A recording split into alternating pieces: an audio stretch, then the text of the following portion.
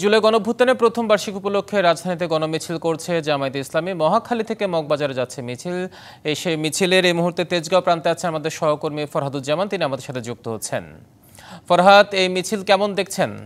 ধন্যবাদ রেদন। আপনি জানেন যে আজকে জুলাই গণঅভ্যুত্থানের ১ বছর পূর্তি উপলক্ষে বাংলাদেশ জামায়াত ইসলামীর মহানগর উত্তর কিন্তু একটা মিছিল বের করেছেন। আপনারা দেখতে পাচ্ছেন যে এই মিছিল কিন্তু সকাল ১১টার কিছুক্ষণ পরেই শুরু হয়েছে এবং এখন পর্যন্ত আমরা তেজগাঁও ক্রস করেছি এবং এই মিছিলটি মগবাজার পর্যন্ত যাবে। মিছিলের আগে জামায়াত ইসলামের নায়েবে আমির আবদুল্লাহ তাহের এবং উত্তরের আমির সেলিম মাহমুদ কথা বলেছেন।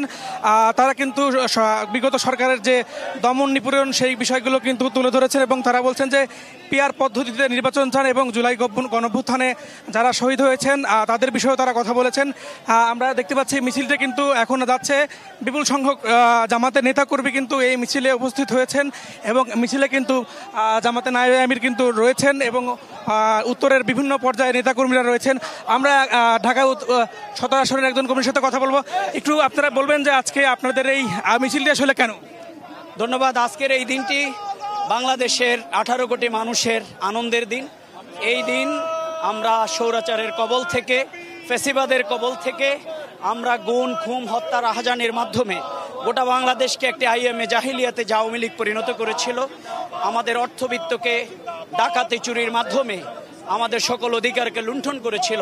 সেই ফ্যাসিবাদের কবল থেকে আবু সাইদ এবং মুগ্ধরা, হাজার হাজার ছাত্র জনতা, অন্য ধর্মের মানুষ, আলেম ওলামা, সাংবাদিক, সব শ্রেণী পেশার মানুষদের ত্যাগের মাধ্যমে, শাহাদাতের মাধ্যমে আমরা যে বাংলাদেশ। মিছিলটি কোথায় যাবে, কোথায় যাবেন মিছিল নিয়ে? আমাদের এই মিছিলটি ৭ রাস্তায় গিয়ে মগবাজারে গিয়ে আমরা শেষ করব।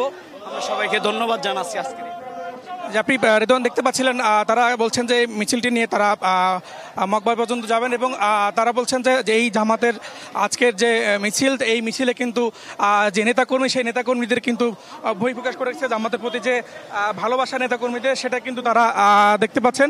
আপনি এখন পর্যন্ত আমরা দেখতে পাচ্ছি যে বিপুল সংখ্যক নেতাকর্মী নিয়ে কিন্তু মিছিল রয়েছে। আমরা মাঝখানে রয়েছে, সামনে কিন্তু মিছিলের আরও একটি অংশ রয়েছে। আমরা মিছিলের সাথে হেঁটেই যাচ্ছি এবং আপনি জানেন যে সকাল থেকে কিন্তু তাদের নেতাকর্মীরা কিন্তু আসতে শুরু করেছেন এবং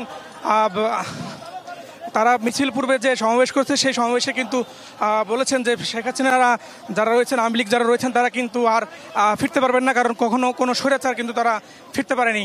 এবং তারা কিন্তু আরেকটি বিষয় কিন্তু জানিয়েছেন যে পিআর পদ্ধতিতে ছাড়া কখনো নির্বাচন সম্ভব না এবং জামাত ইসলামের নায়েবে আমির কিন্তু একটা বিষয় বলেছেন যে সংস্কার ছাড়া নির্বাচনে গেলে সেটা হবে জনগণের সাথে, সংস্কার ছাড়া নির্বাচনে গেলে সেটা কিন্তু জনগণের সাথে কিন্তু একটা ভুল বোঝাবুঝি এবং সহকর্মী তেজগাঁও থেকে সহকর্মী ফরহাদুজ্জামান যুক্ত ছিলেন আমাদের সাথে। ফরহাদকে ধন্যবাদ আমাদের সাথে যুক্ত হওয়ার জন্য।